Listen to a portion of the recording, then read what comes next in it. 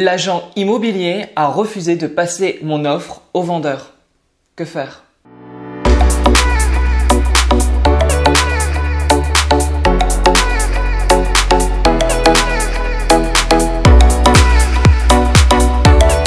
Moi, c'est Nico du blog Oser Investir. J'investis dans la colocation, j'investis à distance et sans CDI. Alors, tu peux t'abonner à ma chaîne YouTube, mais aussi télécharger mon guide gratuit des villes rentables pour faire de la colocation en France. Le lien se trouve juste en dessous de la vidéo. Tu as juste qu'à cliquer dessus. Ça ne m'était jamais arrivé, non, jamais, qu'un agent immobilier refuse de passer l'offre que j'avais pu faire pour un bien et qu'il me l'a refusé ouvertement. Alors, je t'explique un petit peu la petite histoire et à la fin de la vidéo, je te montrerai, enfin en tout cas je te dirai ce qu'il faut faire pour éviter que ça t'arrive et si ça t'arrive pour tenter en tout cas que ça ne te bloque pas dans une transaction que tu souhaiterais faire. Je te dis ça à la fin. Mais avant tout, en tout cas la petite histoire.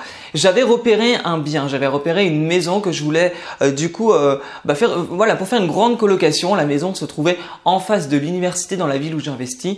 Donc c'était assez pratique de se dire on peut en faire 6 chambres. C'était vraiment une grosse coloc et c'était un projet qui honnêtement me tentait bien.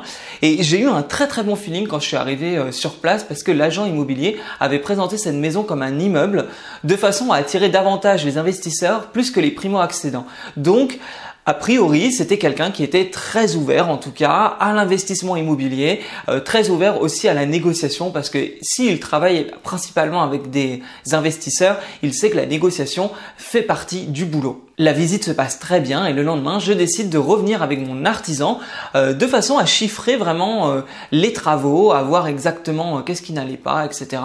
et à faire un bon bilan et en tout cas aussi montrer mon sérieux, à savoir que je ne suis pas mon premier investissement, donc j'ai mon équipe et je sais un peu de quoi je parle en tout cas. Donc là-dessus, je pense avoir en tout cas montré de base vraiment une bonne image de moi et de comment je travaille. On discute vraiment très peu du prix et il savait qu'il y avait une marge de négociation, mais on n'avait pas parlé de cette marge-là. Donc ce qui se passe, c'est qu'on se quitte après cette deuxième visite et avec mon artisan, on a vraiment fait un point autour des travaux à réaliser, sur un devis potentiel à faire et sur aussi le marché tout simplement, à savoir que c'était en tout cas une maison qui était trop chère par rapport à l'investissement. Je décide de faire une offre plus basse, mais bon, je prends le temps de la réflexion et de la discussion que j'ai eue avec mon artisan et le lendemain, je fais une offre, vraiment offre écrite, signature, en pièce jointe dans un mail où j'explique pourquoi j'avais donc choisi ce prix-là et je décide de l'appeler. Alors il faut savoir que la maison devait être à 140 000 et j'ai décidé de faire une offre à 115 000. On était donc 25 000 € plus bas et honnêtement ce n'est pas non plus une négociation de dingue, je n'ai pas demandé moins 50% sur la maison et à 115 000 €, j'étais pas sur un prix vraiment déconnant, en tout cas pas un prix qui allait me valoir un silence radio. Parce que c'est vrai que qu'est-ce que j'ai fait? J'ai fait cette offre par mail. J'ai également appelé l'agent immobilier qui ne m'a pas répondu. Donc du coup, je lui ai vraiment laissé un message vocal lui expliquant pourquoi mon offre et lui expliquant que je lui avais envoyé par mail. J'ai vraiment fait ça de manière très carrée. Une visite, une contre-visite avec l'artisan pour chiffrer les travaux, une offre écrite, envoi par mail plus un coup de fil afin d'expliquer l'offre. Enfin, vraiment, je pensais faire ça surtout avec quelqu'un qui connaissait les investisseurs, donc je n'avais aucune crainte en tout cas par rapport à ce que j'étais en train de faire. Et il se trouve que j'ai eu donc 0 nouvelle. 3 jours plus tard, rien du tout, malgré des relances. J'ai reçu au bout de 3 jours cette réponse qui a été très froide et très claire, qui était Monsieur, vous comprendrez aisément que je ne peux présenter cette offre, cordialement. Voilà. Je me suis retrouvé donc au bout de 3 jours, donc quand même en m'étant déplacé 2 fois avec mon artisan, en ayant été quand même sérieux et en passé beaucoup de temps avec cet agent immobilier, avoir juste cette phrase froide. En aucun cas il m'a appelé, il n'a pas expliqué, il ne m'a pas expliqué la raison de ce refus. C'est-à-dire que On est quand même là pour parler d'un bien, de la vente, etc. Je comprends qu'il y a des vendeurs à côté, donc je sais très bien qu'il peut y avoir des échanges et une discussion. Mais là, j'ai été étonné vraiment de ce côté bien fermé, où je ne rentre pas dans la discussion. Il se trouve que j'ai essayé de le contacter par mail, mais également par téléphone. Il ne m'a pas répondu. Ça a dû durer au moins 4 à 5 jours comme ça, où j'ai eu zéro réponse. Et finalement, au bout de ces quelques jours, il m'a rappelé et il m'a expliqué que la maison avait été vendue, quasi au prix d'ailleurs, et que c'était évident qu'il n'aurait jamais pu présenter mon offre pour la simple et bonne raison qu'en gros les vendeurs auraient jeté cette offre à son visage. Bon, c'était quelque chose comme ça qui m'a expliqué. Mais qu'est-ce que j'ai envie de dire par rapport à ça? Honnêtement, je n'ai pas compris pourquoi il n'a pas voulu rentrer en discussion, parce que il est très simple finalement d'envoyer un mail en disant l'offre ne passera pas, faites plutôt une offre un peu plus élevée. Au moins être honnête. À ce niveau-là, ça aurait pu, moi j'aurais été ouvert à la discussion en tout cas. Ou tout simplement proposer l'offre et en disant voilà, c'est pas de sa responsabilité finalement, c'est mon offre à moi, et même s'il a fait son maximum pour vendre au meilleur prix cette maison, c'est l'offre que j'ai décidé par rapport aux travaux, etc. Enfin, c'était quelque chose de précis.